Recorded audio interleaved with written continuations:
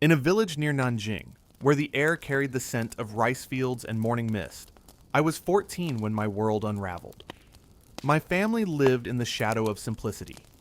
Father, a minor bureaucrat, was a man of quiet ambition, skilled at bowing to those above him, his presence as unremarkable as the gray stones lining our courtyard. Mother was fragile, her hands worn from weaving, her eyes always searching for something beyond our small world. I was their only daughter, a girl whose dreams were woven from the stories of rivers and distant hills, tales whispered by the elders under lantern light. But dreams were fragile things, and mine shattered without warning. Before dawn, when the roosters were still silent, 3 figures in dark robes arrived, their steps heavy with purpose. Soldiers flanked them, their armor glinting faintly in the pre-dawn gloom. They carried a scroll, its red wax seal gleaming like a wound, my name inscribed in stark black ink. Mother collapsed, her sobs muffled against the dirt floor, her hands clutching at the air as if she could hold me back. Father bowed so low his forehead grazed the earth, his voice lost to submission. I stood frozen, my heart a drumbeat in my chest, as a soldier barked, "Wash. Dress." There was no choice, no time to question. They scrubbed my skin until it burned, the coarse cloth scraping away the last traces of home. My hair was pulled tight, each tug a reminder of my powerlessness. They dressed me in silk slippers, too delicate for the uneven paths of my village, and a red robe that clung like a second skin, its weight both foreign and suffocating. The woman leading me, her face lined with years of obedience, never met my eyes. Her voice was a whisper, sharp as a blade. The palace demands perfection. Do not falter. I was no longer a daughter, no longer a girl with dreams of rivers. I was a name on a scroll, bound for Beijing, the emperor's sacred domain, a place where girls vanished into shadow, their fates sealed behind red walls. The journey stretched across days, each one blending into the next like ink bleeding into water. We traveled by cart, the wheels creaking over rutted roads, the air thick with dust and silence. No questions were permitted, no answers offered. The other girls, strangers with eyes full of fear, sat as still as statues, their hands folded tightly in their laps. I tried to speak once, to ask where we were going, but a soldier's glare silenced me. At night, we slept on wooden boards. The silk blankets provided a mockery of comfort. I dreamed of Mother's hands, weaving threads of hope, only to wake to the cold reality of my new life. Drums echoed in the distance as we neared the capital, their rhythm like a warning of what awaited. Beijing loomed vast and unyielding, its walls stretching toward the heavens. The Forbidden City was a world unto itself, its golden roofs catching the sun, its red walls a barrier between the past and the present. Guards stood at every gate, their eyes cold, their whispers sharp as knives. I stepped through the threshold, my slippers catching on the smooth stone, and felt the weight of the palace settle over me. This was no home. It was a labyrinth of power, where girls like me were not people, but possessions, their worth measured by the emperor's gaze. My village, my family, my name, all were fading, swallowed by the city that devoured the sky. The Forbidden City was a maze of gold and shadow, its scale so vast it seemed to consume the world. Red walls rose like cliffs, their surfaces etched with dragons that seemed to watch my every step. The air was heavy with incense and the weight of unspoken rules. Guards patrolled the courtyards, their armor clinking softly, their eyes scanning for any sign of defiance. I was led through the gate of heavenly purity, where white jade floors gleamed, reflecting the fear in my eyes. Each step echoed, a reminder that I was no longer free. My village, with its muddy paths and open skies, felt like a dream from another life. Other girls waited in the hall, their heads bowed, their silk robes shimmering like the surface of a still pond. They were young, like me, their faces pale with dread, their hands trembling despite their efforts to appear composed. We were dressed as ornaments, delicate and breakable, prepared for a performance no one had chosen. I opened my mouth to speak, to ask why we were here, what awaited us, but a eunuch's raised hand stopped me. His face was impassive, his eyes empty of pity. "Silence," he said, and the word was a chain. We were herded forward, our footsteps muffled by the weight of expectation. The corridors were narrow, their walls adorned with carvings of dragons and phoenixes, symbols of power and eternity. Behind closed doors, I heard muffled cries, the faint rustle of fabric, the shuffle of hurried steps. The sounds clawed at my heart, but I could not pause, could not question. The woman leading us, her black robe stark against the crimson walls, moved with the precision of someone who had walked this path 1,000 times. Her face was like weathered stone, her eyes sharp as she assessed us. "She'll do," she said of me, her voice dry as ash. I was not a person to her, not a girl with a name. I was a vessel, judged for its potential. We were taken to a small room, its air thick with the scent of candles and fear. The doors closed behind us, heavy and final, sealing us into a world of ritual and scrutiny. I stood with 4 other girls, our eyes avoiding one another, our breaths shallow. The silence was unbearable, broken only by the occasional clink of a tray or the rustle of silk. I wanted to scream, to demand answers, but the weight of the palace pressed against my chest. This was not a beginning, not a new chapter. It was a trial, and we were its subjects.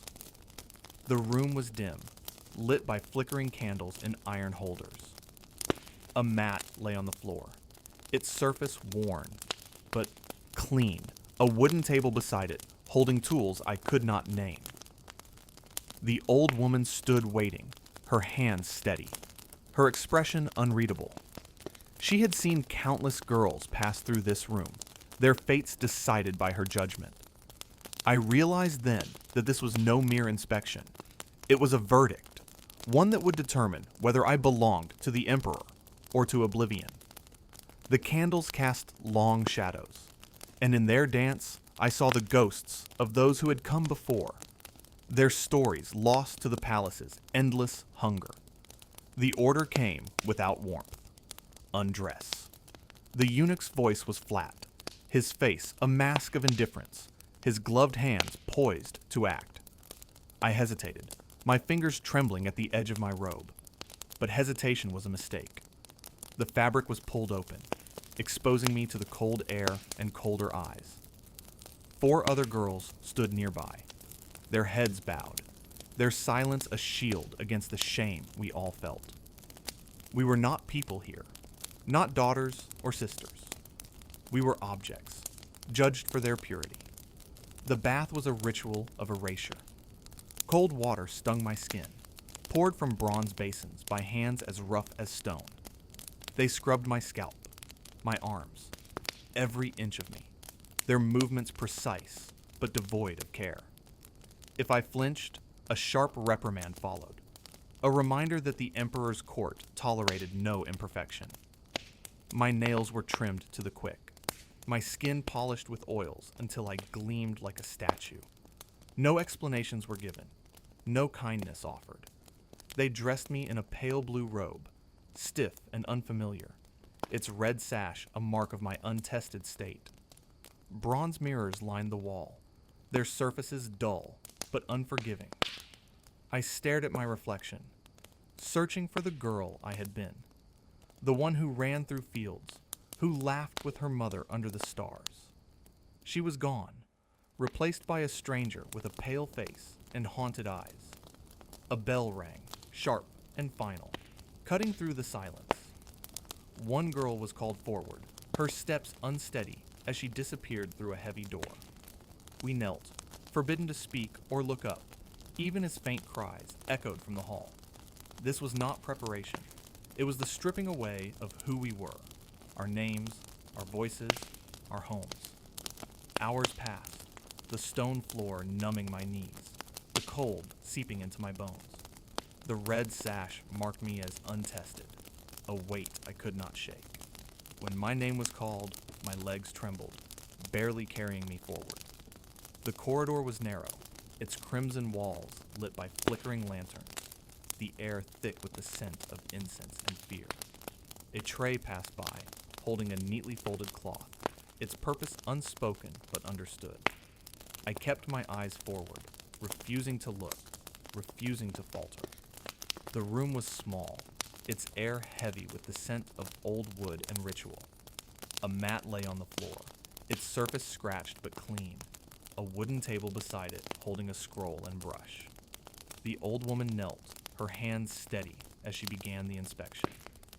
I lay on the mat, staring at the cracked, smoke-stained ceiling, counting its flaws to keep my mind from breaking.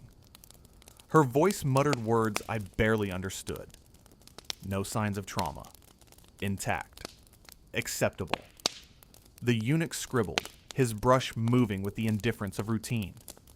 A clean cloth was pressed and inspected, its lack of stain a silent verdict. They sought control, not truth. The red sash was removed, replaced with one of gold and white. I had passed, deemed fit to serve the emperor, but something remained on that mat. A piece of me, not just my innocence, but the girl who once dreamed of rivers and freedom. As I left the room, I saw the next girl waiting, her hands trembling, her eyes flicking to my sash. I wanted to tell her to run, to fight, to scream, but I didn't. I couldn't. In the Forbidden City, silence was survival, and I wore it like armor. I had passed, but there were no tears, no cries, no triumph. Only silence, heavy and hollow, as I was ushered into a hall with others who had endured the same trial. Their faces were mirrors of my own, pale, guarded, empty of pride. I thought passing would feel like something, a moment of relief or purpose. It didn't. It was a door closing, not opening, sealing me into a life I hadn't chosen. Some girls never returned. Whispers spoke of those who faltered, marked unfit by the palace's unforgiving standards. They were sent to the shadows, to labor in the kitchens or laundries, scrubbing floors for the court that had broken them. Their families, shamed by their failure, turned away. They were erased, their names unspoken, their futures stolen. I heard of one girl, 16, who had hidden hairpins in her sleeve, sharp and defiant. She never made it past the chamber, her fate a warning to us all. The inner court was a world of beauty and tension, its narrow halls lined with silk and suspicion. We were potential concubines, unranked, dressed in soft robes that marked us as desirable, but disposable. The hierarchy was rigid. The empress, the only woman the emperor married in name. The imperial noble consort, the lesser consorts. And us, waiting for a summons that might never come. Rules governed every moment. Don't look at the eunuchs. Don't turn your back to the empress. Don't speak unless asked. Our meals were bland rice and bitter tea. Our beds silken mats under dragon-embroidered quilts, a mockery of comfort. We waited, ornaments in a gilded cage, sealed from the world. No letters reached us, no news from home. Our family names were forgotten, replaced by titles that defined our worth. Some girls had waited years, their beauty fading, their hope withering. One concubine, forgotten by the emperor, fell ill and passed quietly, her absence unnoticed until it was too late. The palace didn't mourn. It didn't slow. It consumed, its hunger endless. I walked the gardens, their beauty a cruel contrast to our confinement. We spoke in whispers, learning who was dangerous, who was ambitious, who cried alone at night. The eunuchs watched, their faces blank, but their memories sharp. The servants, some wearing faded gold sashes, had once been like us, their dreams ground to dust. A new girl arrived, barely 13, her provincial accent trembling as she was led to the exam hall. I saw the fear in her eyes, the same fear I had carried. I wanted to warn her, to tell her to run, to fight, but I didn't. In my heart, I screamed for her, for myself, for all of us trapped in this gilded cage. But silence was my shield, and I wore it tightly. The test was not the cruelest part. The cruelest part was knowing that passing guaranteed nothing, except that I would never leave. In the Forbidden City, we were not people. We were proof of obedience, of power, of a system that consumed us whole, consumed us